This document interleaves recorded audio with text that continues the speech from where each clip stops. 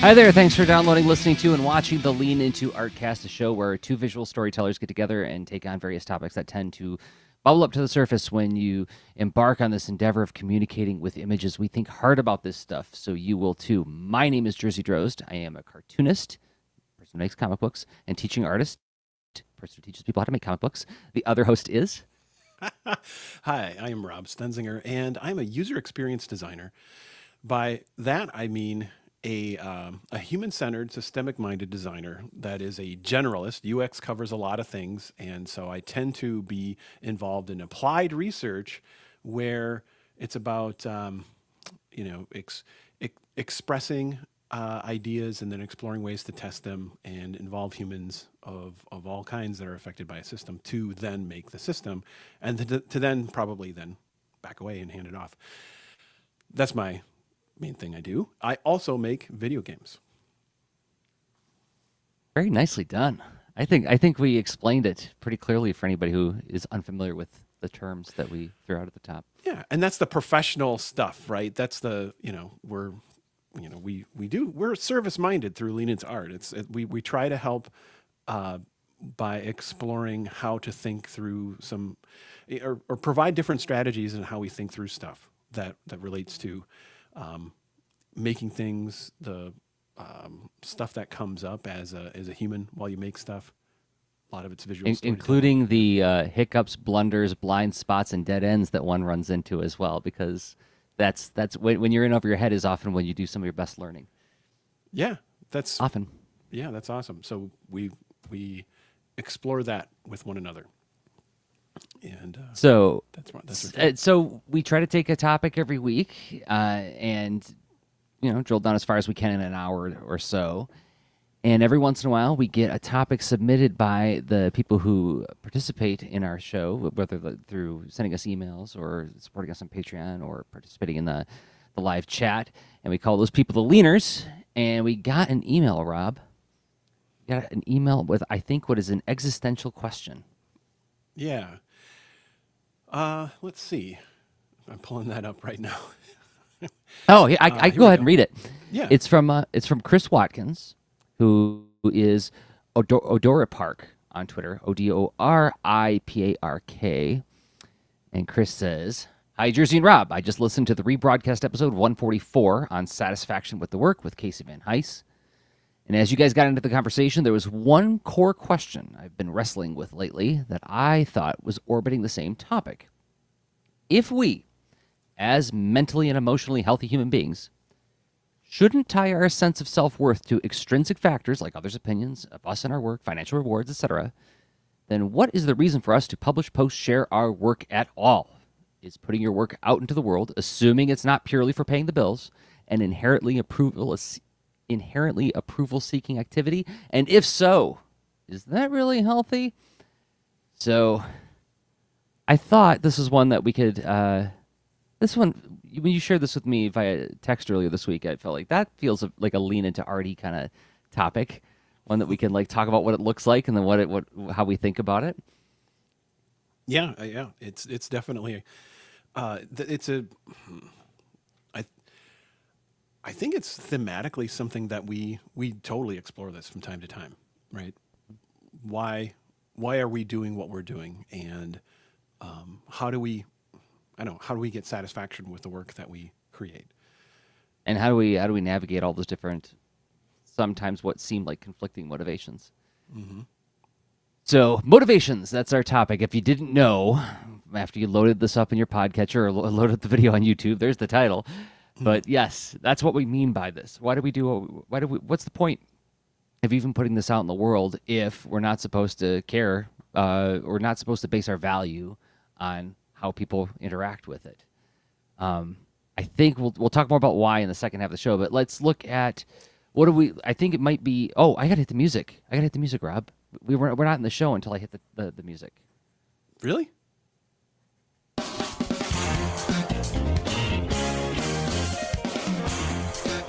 Now we're there. Just punch my microphone. It's gotta get into it. Speaking of which, I saw your tweet about that Super Saiyan Soup restaurant. Yeah, it's a little on the nose, but I don't mind. Yeah. I wish there was one near me. Yep.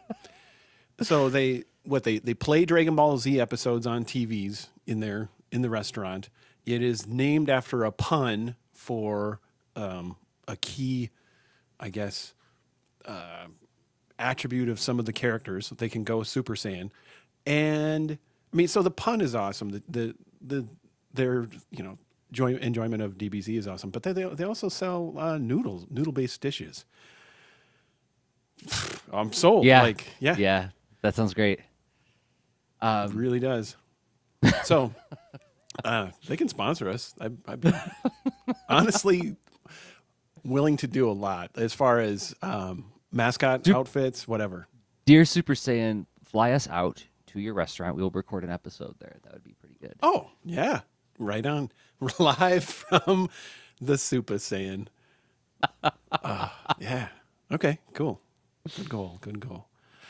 All right. So when we talk about, let's step back and like talk about like what does it look like to share, post, publish. Let's examine Chris's question from what we think that means, so we can like sort of set up as we explore the why.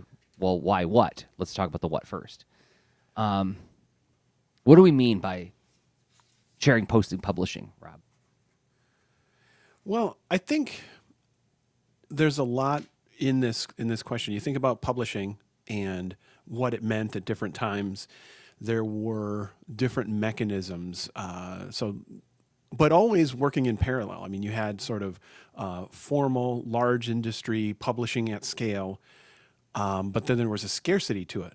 But then individuals, we've had a lot of different kinds of tech available to do sort of publishing, not at a big scale. Like we could have even so during our lifetimes, tech has evolved quite a bit. But we still could have made like photocopied zines and stuff to put in the hands of a tight group of people, right? And in fact, I mean, you did some pretty good business as a young entrepreneur with your small format comics and doing a mail order thing, right? I did do a mail order thing. I don't know if I did good business, but I had a mailing list, and I had people who actually sent me checks in the mail for my mini comics. I'm in the middle of packing up my house, so I just found a whole mess of my old 1995 Black Hole Equation #3. Wow. These little 8-page minis that I would make. Like I would honestly gotta make these things in an afternoon. They were just so hastily put together. I'm not going to say that they were like terribly well thought through, but that was the whole point of it. It was me experimenting with like how can I, man, I can't believe I thought of this when I was like 19 or 20. It's like, how can I engage with comics in a joyful, playful manner and still have a thing to walk away with at the end, like a thing that I could package up and sell. Anyway, yes. That was like, yeah, that's small scale, right? Yep. Photocopiers, going to local shows, and then running a mailing list.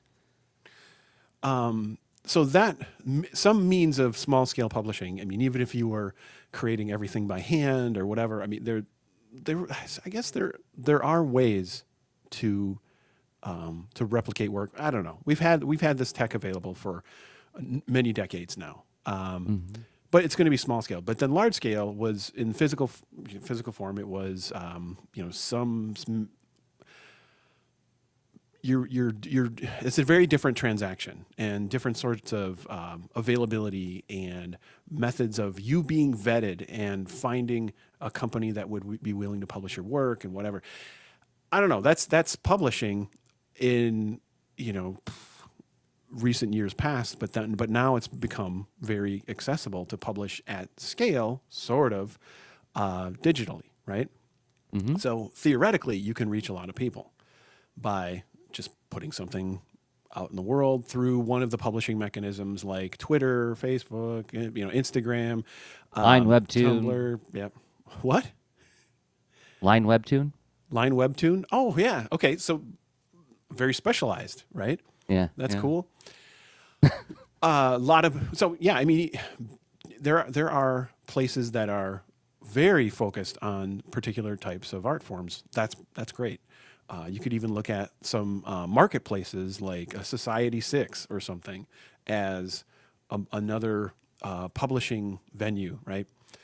But then, is it at scale or isn't it? It's at theoretical scale because it's there's the availability is there, kind of, right, where you put it in the world, and then theoretically, lots of people in the world could access it, or not, right? If there's, it's about awareness at that point. And that's where we have the whole attention economy going on, where so much business at this moment, at small individual scale and large scale, is about getting a significant population of people engaging with your work. And what makes it valuable to trade is that, just that there's a lot of people present. And so what's being exchanged is their attention, hence attention economy. And how it's an interesting game where a lot of places who want to, be, so the idea of a large publisher now is essentially someone providing a platform that enough people occupy, that also put enough content into, that are interacting with that content, that creates some kind of provable situation where they can say, I have a business that has lots of attention to it. Therefore, let's negotiate ad arrangements of whatever ad unit type, blah, blah. Okay. That's okay.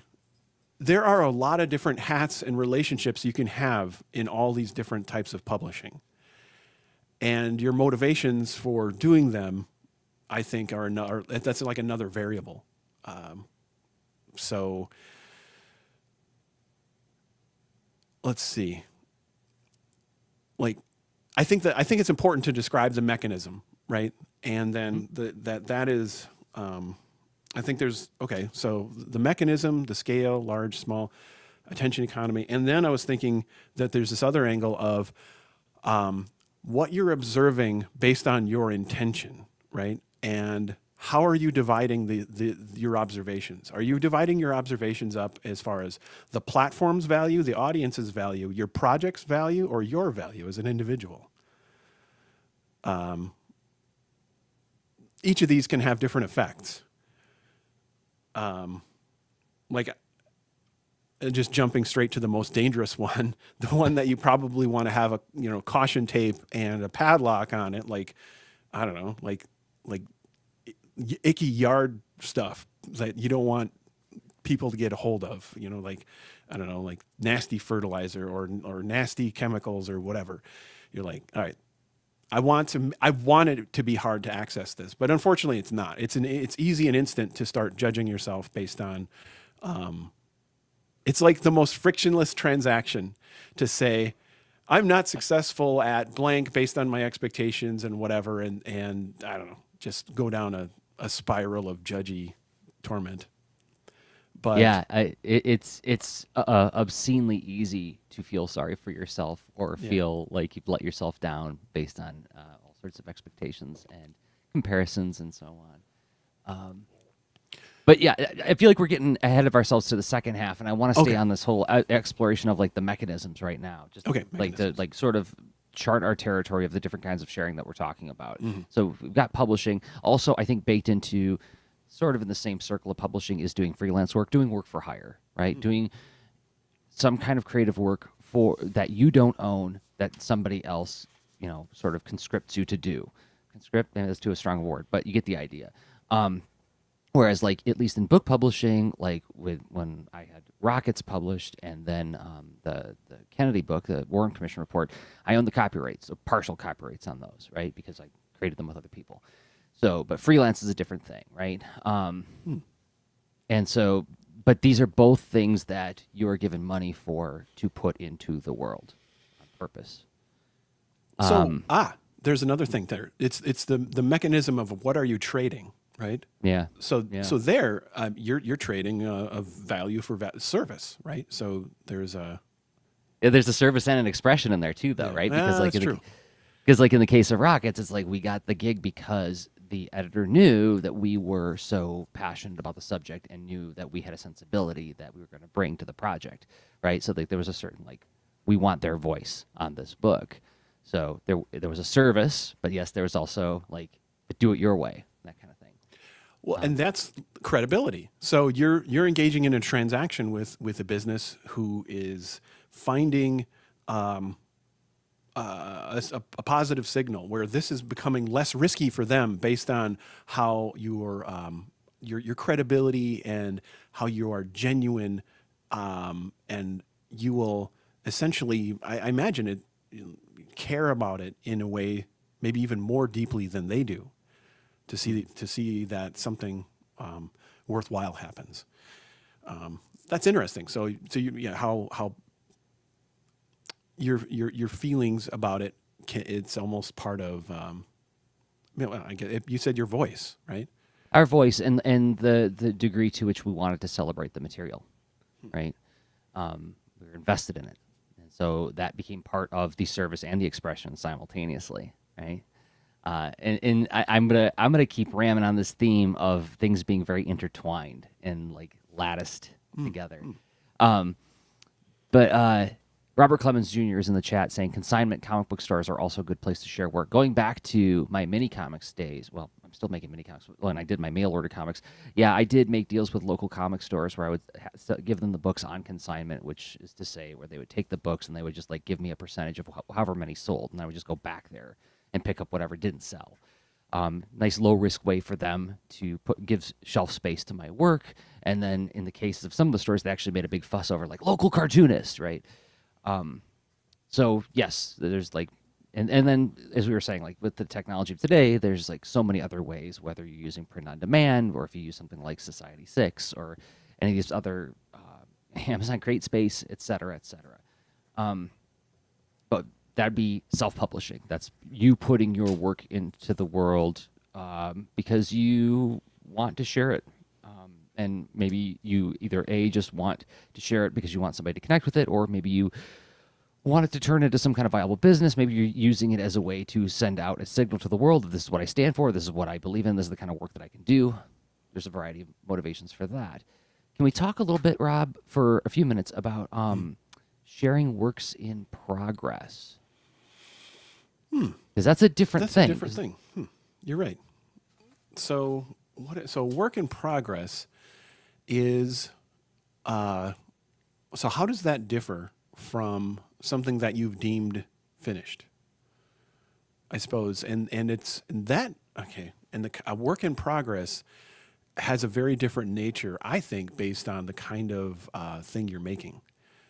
Because recent times I've been working on physical digital hybrid projects, and you can't put something that has electricity flowing through it in someone's hands without, if you want to sell it, like you need to get it tested at, UL.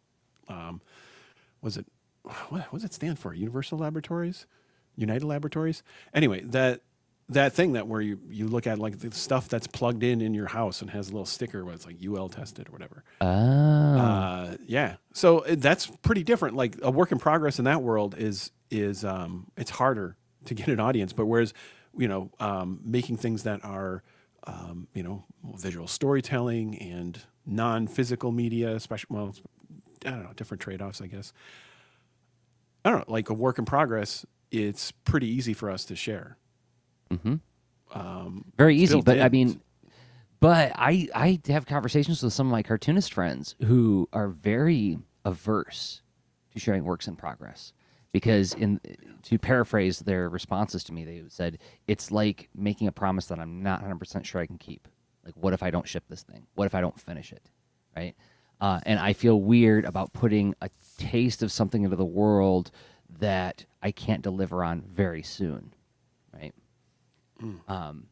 So it's tough. So like that's where you have the timeline issues, and you can think of it as so some projects I've worked on or consulted, they have an aspect of a stage of the work where there's a portion of the team working on the demand generation of of the project.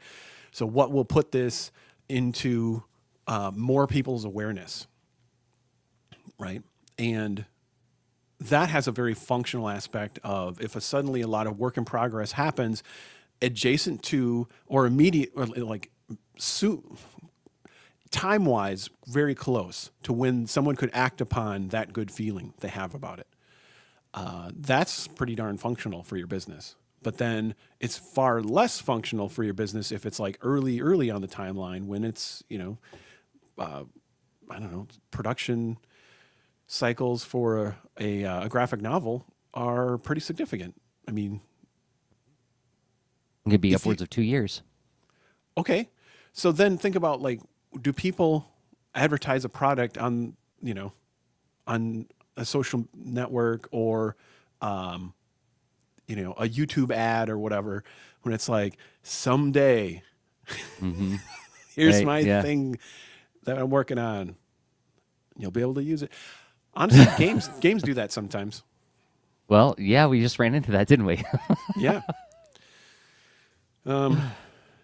Yeah, the Metroid, the new Metroid that's coming out for someday for the Nintendo Switch.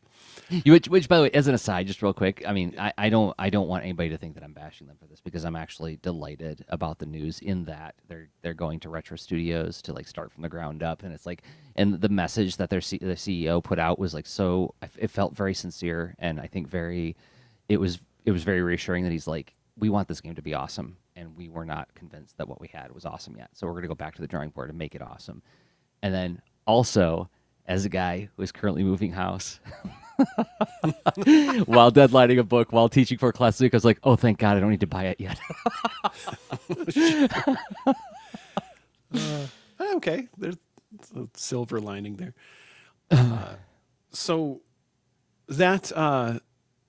what could be very functional if you could sell something based on someone seeing it? So it's like, why are you doing it, right? So if you're sharing that, there's a lot of, I guess, how many people are you sharing it with? What's that about? Are you testing something? Is this a multi-layered act of communicating with your audience? Are you looking for their response in some way to a character design? Testing ideas, like testing hypotheses. I gotta guess that this is a neat idea, and so I'll do a quick sketch of it and see how people react to it. Yeah. So what? Okay, works in progress. There's. Well, I wonder if you could talk about the screenshot Saturdays that you've been doing. Like, what's that all about? I think it's just I'm doing it to feel good.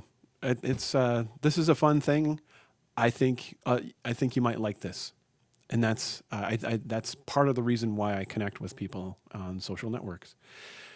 I would like to do that far more and get back in that habit, like I did early, like I don't know, probably 5-6 years ago. But just have, hey, here's a nice thing, and that is a kind of relationship where if folks are hanging around that they like to see, oh, nice thing, great. I like that. That's functional for me. Where and it feels good, and I think it's I do think it's useful, but not for like transactional purposes. Can we dog ear this for later discussion? I really want to dig at this idea of there is so much talk right now, well, actually like in the last year or two, about the slot machine nature of social media and how like we're looking for that little hit, Sure. And I want to talk about like how what you're describing, how it stacks up to that, I don't want to try to say indictment of social media behavior, right? And usage. You got it. Okay. But then yes, also like you're talking about like when I was working on Rockets, once it was announced and once we were like fully underway on the book, so like the script was written and now Ann and I are just working on the art, I did share a lot of that process to begin establishing a heartbeat. like this thing is coming, this thing is coming, this is coming. Like how did you call that? Like need generating, Demand desired demand generating. generation. There you go. But there's other things too, other tertiary parts of this. Like I think of Krishna Sadasavam, PC Weenies, does a lot of workplace photo sharing. So he does like his sort of behind the scenes. I see a lot of people doing different kinds of behind the scenes stuff. Like Jeremy Burley does like process videos, but then Krishna Sadasavam does these like he'll take pictures of his setup. Like I changed the desk today.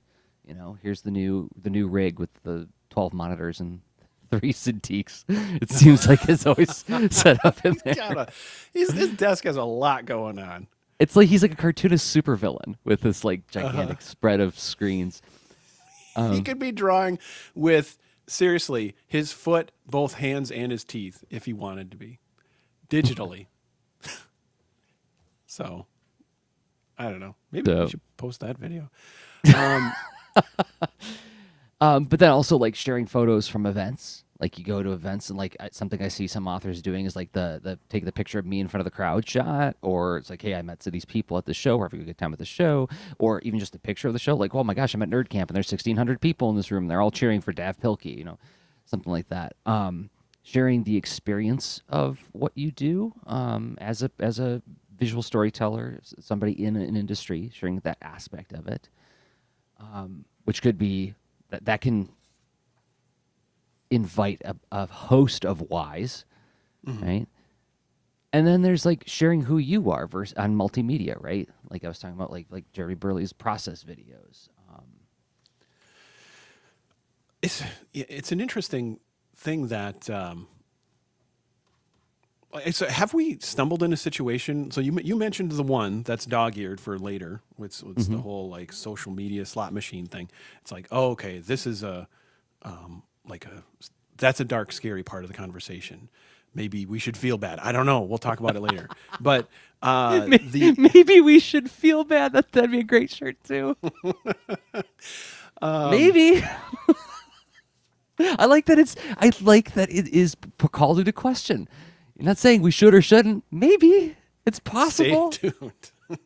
Okay, so are there other dark corners about this as far as the why, right? In the way we share the work that it points to maybe another maybe, because all I'm hearing is just it's fairly functional. It relates to we have a creative business that has some kind of product that different audiences will map to it in different ways, and like what's so bad about it, right? Well, I think part of the premise that is, I think, being suggested in his question is that mentally and emotionally healthy human beings aren't supposed to attach their sense of self-worth to external factors like other people's opinions of you or where you stack up economically in the economic hierarchies. So if that's the case, then taking that logic to its fullest extreme, why share stuff? Because if, as he describes it, is putting your work out into the world, assuming it's not purely for paying the bills, and inherently approval-seeking activity, right? And it sounds like we're kind of saying at times, yes. Yeah, I guess I'm not vilifying approval-seeking. Because to what degree are we talking, right? To find a well-met connection with a fellow creator or someone with a common interest, I mean, that's just saying we're alive and we see each other and this matters, and isn't that nice? Versus wait. So let's leave that as the tease. That's the tease for the second half of the show. That's where we're going next.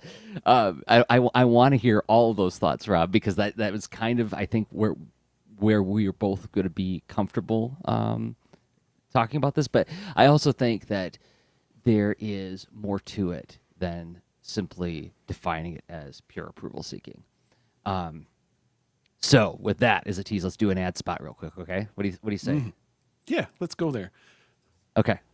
So in a minute and 30 seconds, we're going to talk about whether or not this is pure approval seeking, and if so, is that such a bad thing?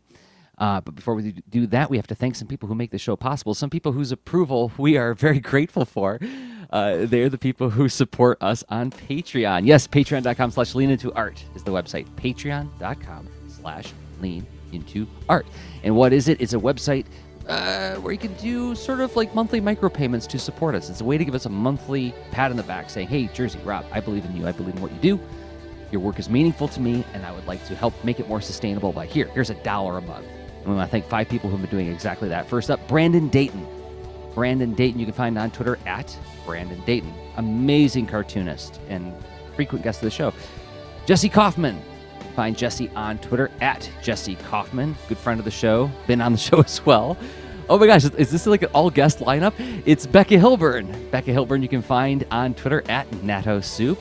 A person who does lots and lots of different kinds of sharing. It'd be an interesting person to see, to look at what their model is for how they approach this stuff. Ashley Knapp. Thank you, Ashley, for believing in us and what we do. You can find Ashley on Twitter at ControlAltLee, CTRLALTEE. And finally, Ben Odgren. Thank you, Ben, for believing in us and what we do. You can find Ben on Twitter at Ben Odgren. And you can join all of them at patreon.com/leanintoart, where you'll find all the shows we make, as well as the extra leans, the shows we record only for people who support us on Patreon.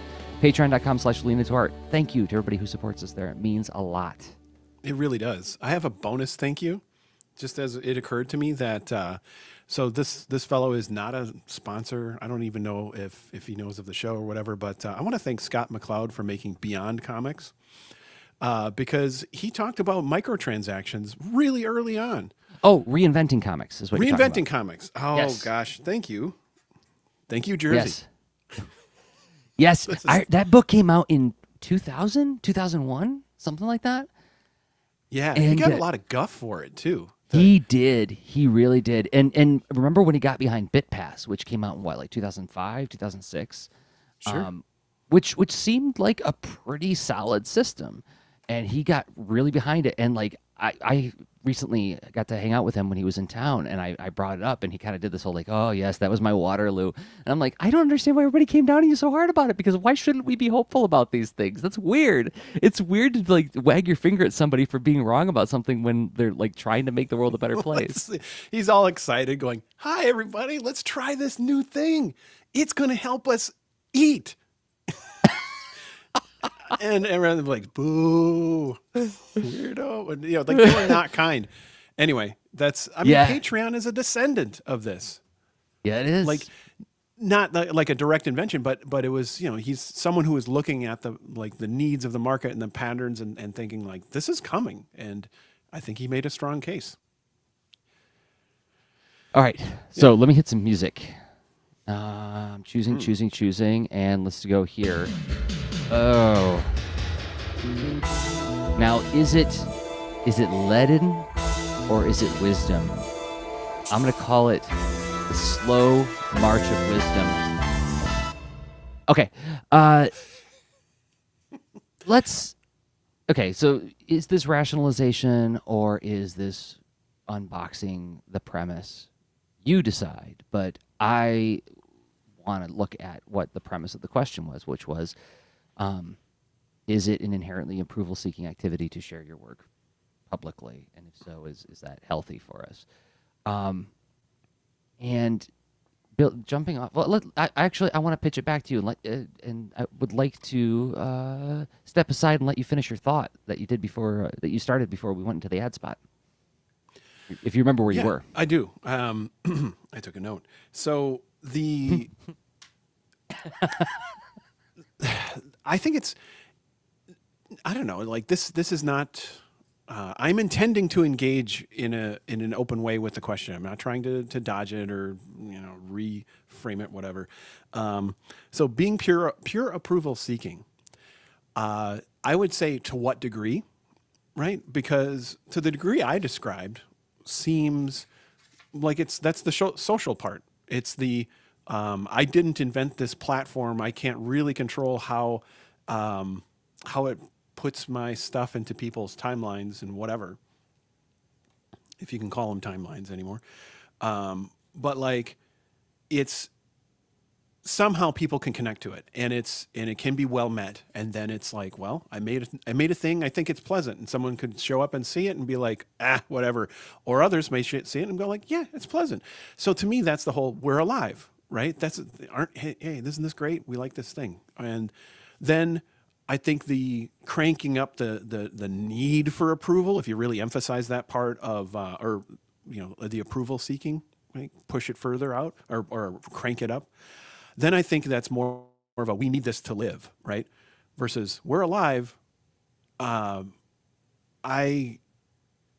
versus I'm basing so much of my self-worth on this. I don't know how else to behave, and I have patterns of behavior set up around doing this to some unhealthy, circumstance where it's putting something, like my feelings in disharmony, or my, I don't know, ability to do other things like addiction can do, right? It gets in the way. Then obviously, and I think there are, I don't know, this would have been, I imagine there are studies about this as far as the personalities of people who are able to pull off large audiences' attention and keep it, sustain it. Anecdotally, it seems that, being a pretty darn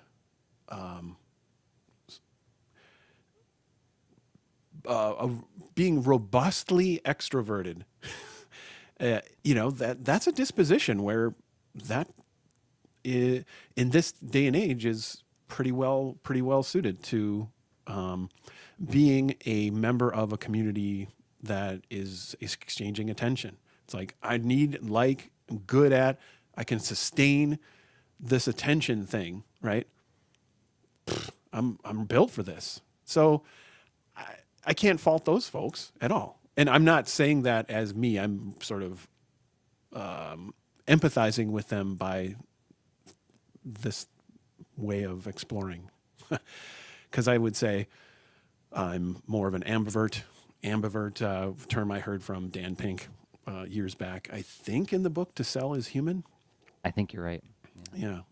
And I don't know. So what do you think of that framing? That's where I was going. I think that's a good framing, and I would like to, if I could, put in, I don't want to say, but like an adjoining unit onto it, another mobile unit attached to one of the flanks, to further empathize with the premise of the question, is that I also know that I don't know where I would test on like introversion, extroversion, but I do know that I do need to recharge after doing a lot of public events and hanging out with a lot of people. So I'm somewhere towards the middle. I'm not in any kind of extreme on that.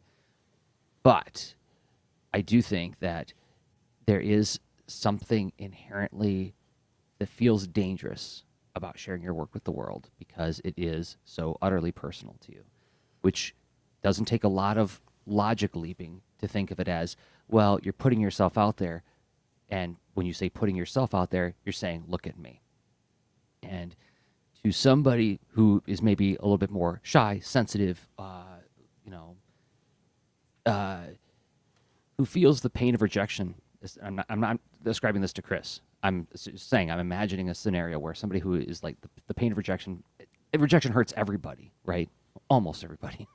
I guess not psychopaths or sociopaths, but almost everybody feels the wound of rejection, right? And so if you're particularly, if you feel it acutely, then the act feels extra dangerous, and therefore it feels even more laden with danger, I guess, right? And so then it would have more of a, I can imagine having a very negative connotation, right? I don't want to have to go out seeking this approval, because it's you're putting a lot on the line, right? To me, that's another sort of a disposition thing. So are you an extrovert? Can you sustain this kind of thing? How do you feel about the different outcomes that you experience based on participating in this kind of thing? And then you can, thoughtfully dial up or down sort of where that fits well for you. I do think that there are, I mean, there's a lot of variables here because we're talking about almost this, like the platform, like it's this invisible participant or whatever. It kind of it disappears and we can forget about it. But there are actors and there is acting and motivation and agendas and design trying to shape behavior to get better outcomes for the reason that the systems are put into the world. So you aren't just having the simple, hi, I made a thing, I hope you like it, and someone saying, ah, nice, I see your thing and I like it. It's the person in the middle, the entity, the platform can really affect things quite a bit. And you know what? There's plenty of news and examples about that, and other podcasts where people talk about and lament, and we've even a bit the changes of Twitter, changes of Facebook. You know, Lean Into Art has a Facebook page, right? But we don't engage with it because it's not what it was when they first set it up, right? Right. It used to be a pretty direct audience connection. Which is why in recent months I've set up rss.jdros.com, which is just like a canonical timeline feed of everything that I'm doing, and it's not mediated because it's just an RSS feed, right? So it's in reverse chronological order. That's great, and that's where at some point I want to get back to the slot machine question. I don't know if it makes sense. Do you want to go there? Yeah. I don't know if... So I wrote down... Yeah, go ahead. Yeah. No, please. Let's go with your note. So, slot machine. That's a way to describe a system built to take the most advantage of natural human cognition and human factors to make it very appealing to help you not disengage with that task. And especially if you have any inclinations toward enjoying gambling, right? And then that's it. This machine is here for you. It's meant to help you be a little bit confused, but smiling and spending. And social media, there is the entity in the middle between you and the audience, and that's and it provides mechanisms that do give you, I'd say, a variety of different. Let's see. So cortisol is the stress drug your brain produces. The endorphins, and what's the other one? There's another one too that's on the positive side. I'm trying to remember. I mean, so I read and study just enough from time to time about neurobiology stuff where because it really intersects in the world of into the world of user experience, because you think about well, how could I make this thing that's normally a stressful form to fill out? How can I make it less stressful? How can I make it easier to do the right thing, harder to do the wrong thing, whatever? And you can think of ways where you could have a credible case where you're helping people with those kind of disciplines, but then you can have a credible case where you're not really helping people as an entity if you're just trying to get them confused and engaged longer, because that's how you you make more money because of more ad impressions and all this kind of stuff. And then putting mechanisms into, like, Twitter used to have like they called, what was it? It was a star. It wasn't a heart, right? That's right. It was the fave icon. The right? fave icon. I faved it. I remember it was like vernacular at the time. And even then, they're taking a word that's been around and they're tweaking it a bit to say, well, in our tribe, in this place, favorite means fave. You know what? Fave is just like a smile. It's a wink and a thumbs up. It's all that positive goodness. Get that positive goodness. And all of a sudden, now we switched it up. It's a heart. It's getting you right here, right? And so these design choices are they're purposeful, right? It's about anyway, and that absolutely affects the conversation and probably affects your experience and the outcomes you get. And so it makes it a little more complicated too, because if you're not thinking of the platform in this situation, you might be like having a mysterious frustration, thinking like, well, why isn't this working like I expected or whatever? Because people in your audience might not be seeing your stuff because it's not a timeline they're subscribing to. And, there's a lot of... I feel like that works both ways too, in that, like, I'm actually grateful for the reminder that it's not all about me. Like for instance, like the example I always use in a very kind of facetious way, but also in a very honest, like a meaningful way, is like when I have to do presentations, or when I find myself doing presentations for teenagers who don't know me, and they're all, stone-faced, sitting with their arms crossed, because revealing anything about themselves is death. And it's one of the toughest gigs. A lot of authors will tell you that, like, doing a presentation to a group of teenagers is like you have to have stern stuff inside of you to make it through without feeling like just horribly judged. And when I walk out of those situations, I'm actually grateful for that, like, reset button to say, like, you know what, Jerzy, it's not all about you. You're a pretty good presenter. You don't know what the dynamic of that room was. You don't know what those kids' histories were. They're also teenagers, and they can't reveal anything about themselves. Some of them may have had a meaningful interaction with you, but they're just not going to let you know. And I feel like it's the same thing with, like, even if you're successful with this third-party mediating, YouTube just went through something like this recently, didn't they? Where they demonetized a whole bunch of people on their platform because they just changed the rules on them.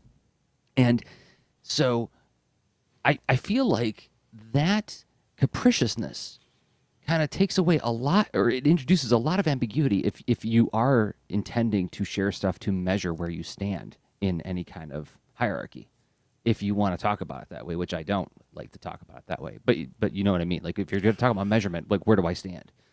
Sure. Yeah. And it's a little bit of the platform has the ability to say, well, what have you done for me lately? And can adjust favorably, and it's invisible or unfavorably.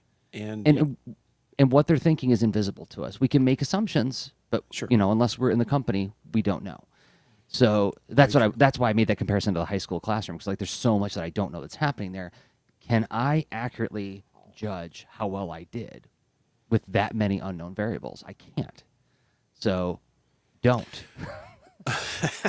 Like, the thing, I had this conversation recently with a teaching friend of mine where I actually said, like, look, I just go in, I just do my best every day, and I try to do a little bit better tomorrow. Oh, that's great.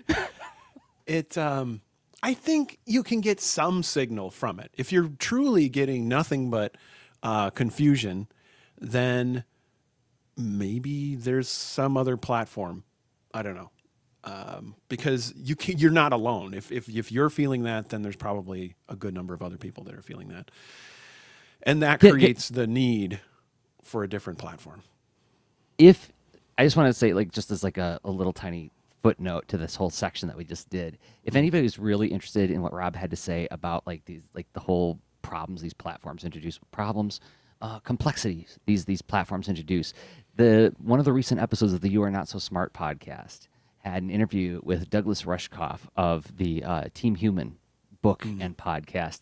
And it's a fascinating discussion where he kind of goes even further. He makes some pretty bold statements about the situation that I found very interesting and intriguing.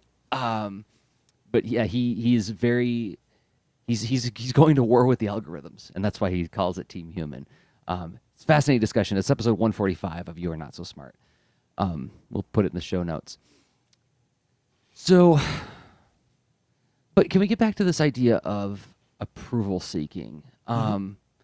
Because, like, I feel like there's a lot of layers to this. Like, there's approval seeking. Like, yes, I'm putting out a signal into the world because I want potential business partners, collaborators, to come to me for the right reasons, right? Like I tell my students, I always carry mini comics with me to trade with artists so they know what I'm about. A business card I can give them, or not business card, I carry mini comics to give to people because a business card only tells them my phone number, my email address, and has like a little nice piece of art on it. Whereas a mini comic tells you the story of what my voice is. And so then that's me putting a signal to the world saying, hey, are there any people out there who would like to potentially make a neat thing with me? That's how you and I met, right? Yep. The thing we're doing right now is because I put my voice into the world, back in like 2007 or whatever. And go ahead. So you're saying that just highlighting why are you doing this, right? Mm-hmm. And so you're trying to get attention, and that in general, might be fine if you know why you're doing it. And because in a way you're talking about drumming up different kinds of business, and you said so people know they come to you for the right reasons, and that's, that can be different things because you make different kinds of products, right? You make different kinds of just sharing the work and how do you think about the work and a little bit of how to so others can do the similar work. And like, I don't know, we didn't highlight that one that much, but that's a huge thing where like without that culture, like that's one of the things that got me super in love with the internet. And the early days of people saying like, well, here's my code and here's what I made. Here's how I made it. Here's what I was thinking. And I'm like, oh my, this is awesome. I'm learning a ton because someone is essentially sharing their lab notebook, right? Like stuff they tried and why, and the details, right? It's not like it has to be this little tiny little postage stamp size thing mentioned in a magazine or whatever. It's like, no, I can be as wordy as I want to be. Mm-hmm. Look at us. Well, and there's also another aspect of this as well. Like, yes, you're talking about very noble things that I find that are very, very near and dear to my heart. Helping each other all rise up, right? That's a wonderful thing. But there's another aspect to it that, like, a friend of mine is like, I got a buddy who's like super into Captain Harlock. And like he has no friends who are into Captain Harlock the way he's into Captain Harlock. And he was expressing recently like how lonely that feels sometimes, right? That like sucks. I just don't. Yeah, he's like I don't have anybody that I can like say like, oh my gosh, isn't this incredible? And it made me realize that like it's also like if you go to this, if you take what I interpret Chris's question premise to its logical extreme, like you are not supposed to let extrinsic factors affect your sense of value. Therefore, again, I'm not describing this to Chris. I'm just like taking it to its extreme end. I build all of my own self-worth and all of my own personal satisfaction 100% on my own. And I don't need anything else to tell me that I'm okay. And I think our biology and our history shows that we have always been kind of social creatures. And even if you don't want to go into that, you could just say like, humans tend to really like feeling connected to other people, even if you are a bit of a loner. And how do I know that? Because like we get really excited when we find somebody in our lives who is super into a weird thing that we're into, right? Like when I went to that He-Man convention last year. I had a tearful discussion with another middle-aged man about Man-at-Arms and what a great father figure he was, and like that felt like this very, like, I don't know the guy's name, but it was this very warm moment where I felt seen and I felt, connected to like another person's humanity, right? There's, I would recommend a course of reading or exploration is explore some articles about anthropology. You think about the sort of humans as a pattern, not just as individuals, but as collectives and communities, and think about that. It's part of what makes us a robust creature, is not to be fully satisfied alone, right? Some people are, right, and that's right. We are a complex species. It's diversity of all kinds is awesome and makes us stronger. So I'm not saying people who are actually kick butt at being a loner, all right, rock on, right?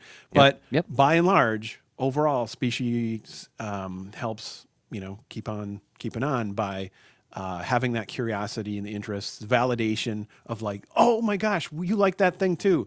Like the conversation in person with Jerzy where I was like, yeah, there's a show I really liked. And one of, I think it was a Galaxy and one of the something, and one of them had like an arm that could shoot and Jerzy went, whoosh, encyclopedic knowledge, I'm like, oh my God, this is awesome. Anyway, It probably had a little bit to do with how excited I was to talk about it because yeah.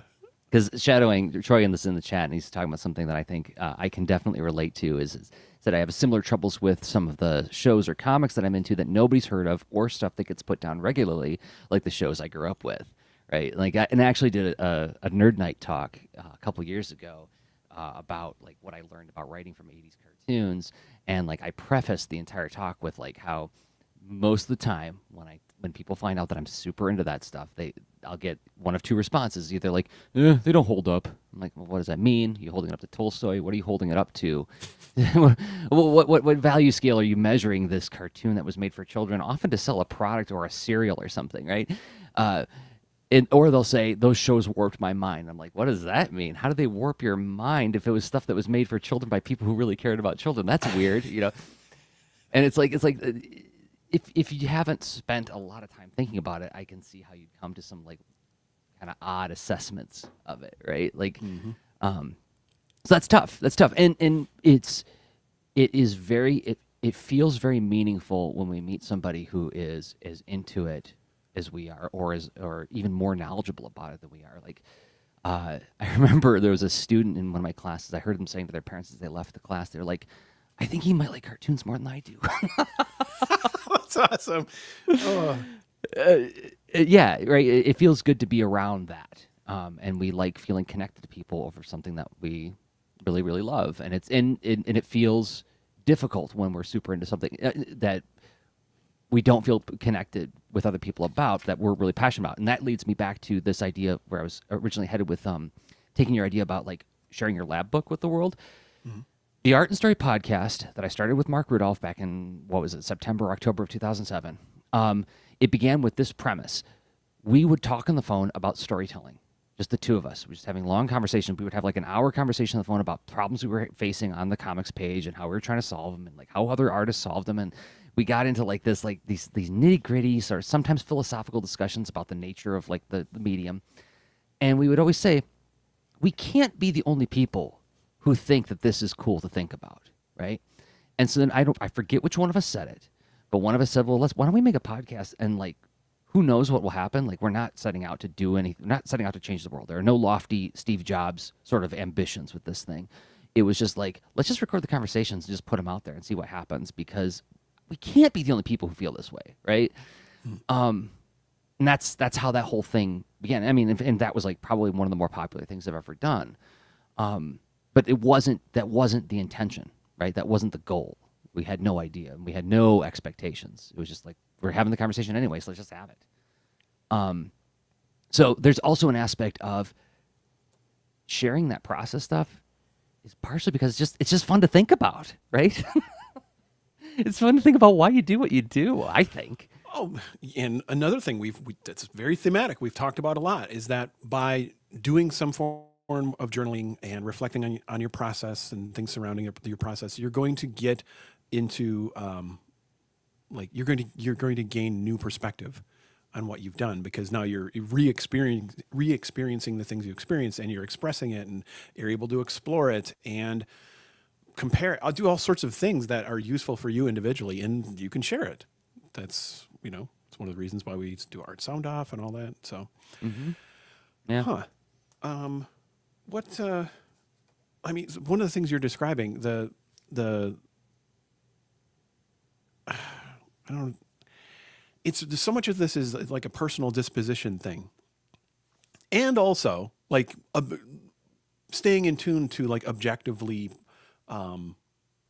unhealthy things if they come up. Like if a platform is unhealthy, if I don't know, if it's like paying attention to the relationships, right? Because that's one thing that you're doing through this is like you're building some form of relationship with both a platform and an audience. And keeping a perspective, something that I think that I don't want to say hypersensitive to. I'm sensitive to it, and I try to be aware of it as much as I can. And this goes back to, remember when we were talking about like the meditative drawing, and like the moment I see like my pencil start to make a shape on the page, I try to like nudge my brain off of that and like, nope, you're drawing something else. Mm-hmm. I do a very similar exercise in my head with navigating being too proud and too possessive of my skills and the experiences that I create with students and in my work. And what I mean is that a conversation recently happened in my classroom where one of my students said something about little kids ask this. They ask, "Are you famous?" Like when they see that you're published, like, "Are you famous?" And I'm like, "Well, I don't even know what that means." And it's like, is it so important? And one of the kids said, "Don't you care about being famous?" Like they were like really confused. And I said, "Well, to the extent that it helps me get more interesting work, but not much more than that," right? It's like I remind myself on a regular basis why I'm doing this in the first place. Why do I teach? Because I want to be a grown-up who is not the kid's parents, who looks in the eye and tell them that they matter. Okay. Did you do that today? Did you do that effectively? That's why you're doing it. You're not doing it because you want to like become the most famous teacher of all time and be on Time Magazine Teacher of the Year. That's not why you're doing it. If that happens, neato, right? But that's not the goal. And then why do you want to have more notoriety? Why do you want to be more known in your field? Because I want my community to know that I'm useful and that I can contribute in a positive way. And if being more notable gets me those opportunities, great. But if I'm not after it for any other reason than that, or at least if I catch myself feeling too attached to that, right? Like maybe I am all this good stuff, right? Then it's like, well, that's not why you're doing it.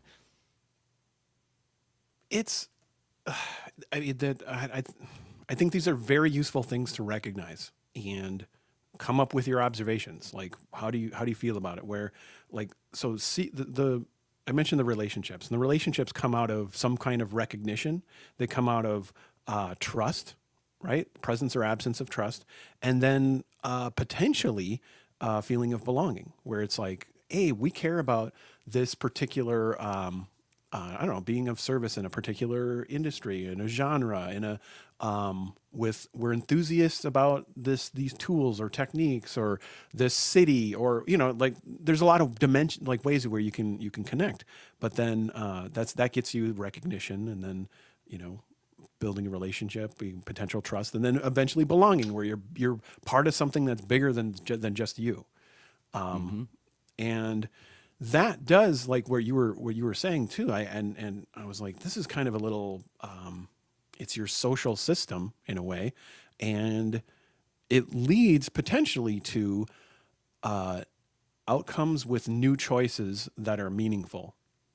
So hopefully you're in a place that is leading you to sustainable, healthy options, and then that those options might be growing or changing or evolving, or like a good game, the difficulty going up, but when you're ready to face it. So thinking of that system. I was ready to like wag my finger and say that would have been such a good final thought. But that's a good place to lead us to final thought. That's a great closing of the discussion. I wouldn't say another word beyond that. But the leaners have come to our aid once again. Robert Clemens Jr. in the chat asks, "Can't I just share something because I want to?" Let's let that be our final thought. We will come back to that. What do you say, Rob? I love it. All right. So in about 30 seconds, 2 minutes, we're gonna address that idea, because I think that there's some interesting approaches to it, and we'll spend a couple minutes on it. But before we do that, we have to thank a couple more people who make this show possible. Those people are us, me and Rob. We make stuff, and then by making this stuff, we come up with all these ideas for discussion on this show that we do every week. And the thing that I want you to check out that I'm involved in is this event called the Ann Arbor Comic Arts Festival, which is happening June 14th, 15th, and 16th of 2019. That seems like a long ways away, but it will be here before we know it. These years go by so fast, and yet at the same time, they feel like they last forever. It's so weird. a2caf.com is the website. And the thing I want you to check out, especially if you are a person who makes comics, and if you made a comic in 2018, I hope you'll tell your readers about the Kids Comics 2019 nomination award. I guess I should say, if you're a person who made comics in 2018 that was made for kids, because there is an open ballot for kids to nominate their favorite comics of last year to get these comics on the final list of nominees for the final vote in May. And the voting happens between May and June, and then the winners are announced at this special ceremony at the Ann Arbor Comic Arts Festival. And the winners get these really cute Lego trophies, these custom-made Lego trophies. So a2caf.com/KC Awards. If you know anybody who made comics in 2018 for kids, tell them to tell their constituency about it, because I would like it if as many kids as possible voted on this thing, so like this would be an award that's like truly from the very start voted entirely upon by kids. So Rob, you make a podcast besides this podcast. Mm-hmm. Yeah, and it's Lean Into Art, super awesome. And I don't know if this happens to I know it happens to other people. You record a podcast, you think, I like making stuff, putting it out to the world. I've got a few other things to say. And it turns out that I have this other collaboration. It's with my wife, Kate Shield Stenzinger, and we make a podcast called Art and Science Punks.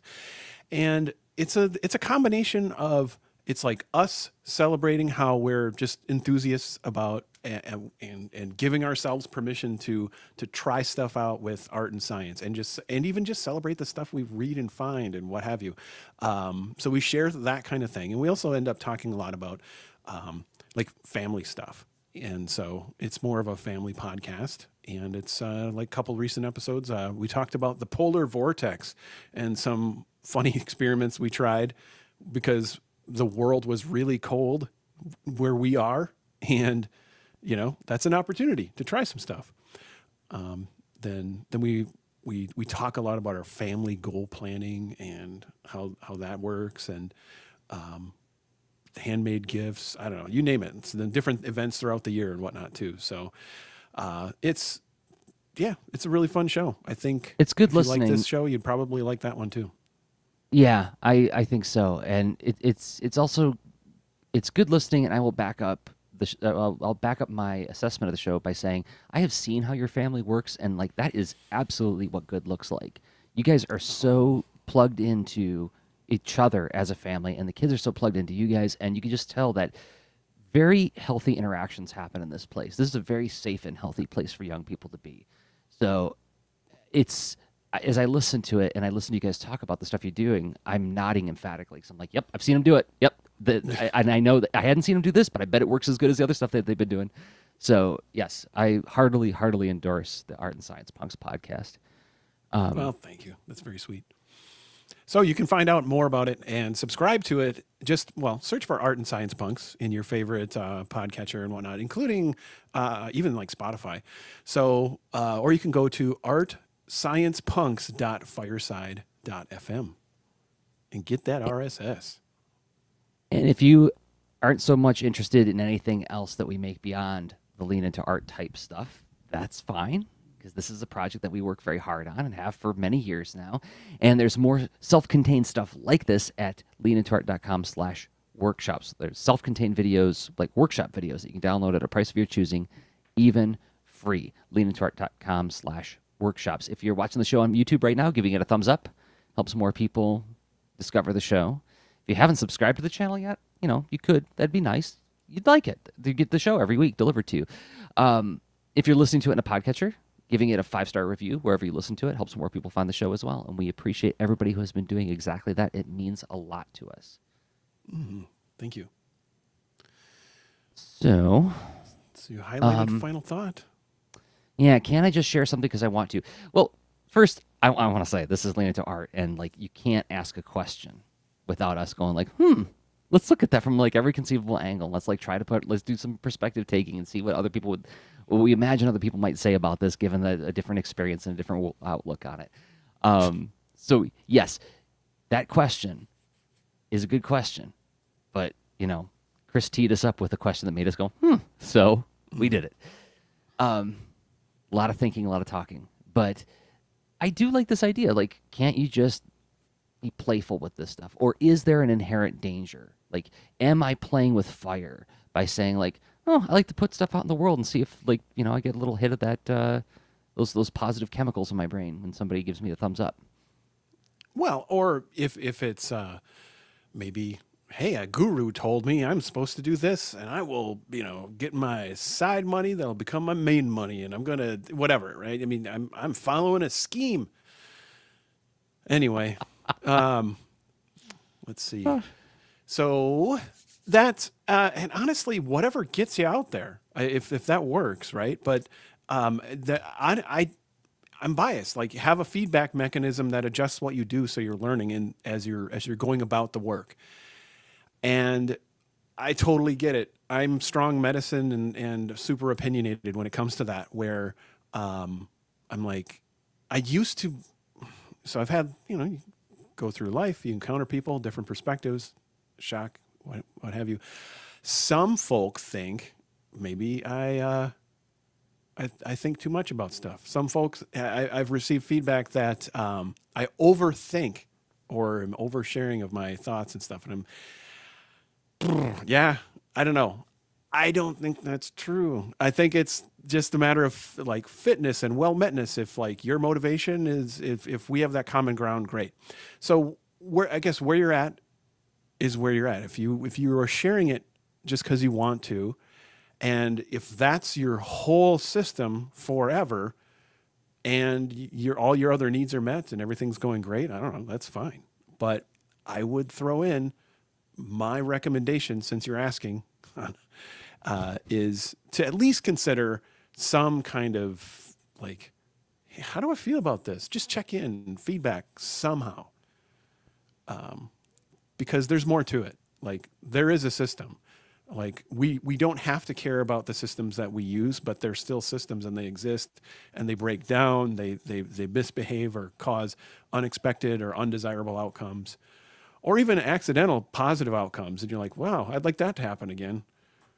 How'd that happen? So, Yeah. I think, it's worth thinking about, but to whatever, whatever portion fits for you. But I think there's equally room for just being like, hey guys, what's your thing? And I something I definitely agree with your statement about being thoughtful and reflective about it, because I think that's your best defense about getting caught up in or that's a very good defense of it's getting caught up in the whole slot machine mentality. But I was gonna say just be playful with it, but no, I can't just endorse pure play. Even play. So play. What is that? Gosh, there was an awesome game design talk ages ago. I think it has problematic aspects to it too. Is like some late '80s, early '90s GDC thing. I think it's overall, it's of its time, right? And what's his name? Is it Chris or what? I'm sorry, I cannot remember the talk, but I'm stealing an example I've stolen in the past, so maybe a listener will be like, I know who you're talking about. And the example was the speaker was talking about how important play is for learning, and described how kittens play. And I don't think they have a lot of intentionality or planning or what have you, other than the act of play builds their skills, right? Yep. So yeah, what are they trying to do when they use those hind legs to scratch at the other one's belly? What's that activity really about? Pretty gross when you think about it. Yeah, but, so the play and being thoughtful about it or not, I don't know. It seems like a fine way to engage. You're probably learning incidentally. Yeah. Okay. I think we did a show. I think we did a podcast. Right. I think we did too. Thanks, Rob. This was a good one. You always bring a very careful and thoughtful and gentle perspective, and I don't think you think too much. I don't know what that means. I enjoy this. Thanks a lot and thank you. Was it Chris Watkins? Watkins. Thanks for the question, and took us a while to get to it. But hey, if anyone else has a question, we have a great spot to go for that. Go to leanintoart.com/contact and it's also available in the menu system if you go under Keep in Touch and then Contact, or you can just go straight to /contact at leanintoart.com. Fill out the form. Let us know. Yeah, we would be glad to dig at whatever topics you want to throw at us. So, okay, this show is recorded every week at 10 p.m. Eastern Time, 9 p.m. Central. We stream it live on YouTube and then collect it as a podcast at patreon.com/leanintoart and leanintoart.com. We'll be back soon with another episode. Until then, I have been Jerzy Drozd of leanintoart.com and Jerzy Drozd on Instagram. And I have been Rob Stenzinger of leanintoart.com. And I'm also Rob Stenzinger on all sorts of social networks like Instagram. Okay, bye. Show notes for this episode can be found at leanintoart.com. You can also follow us on Twitter at the user leanintoart, and you can reach us via email at leanintoart@gmail.com. And remember, leaners aren't wieners. Thanks for listening.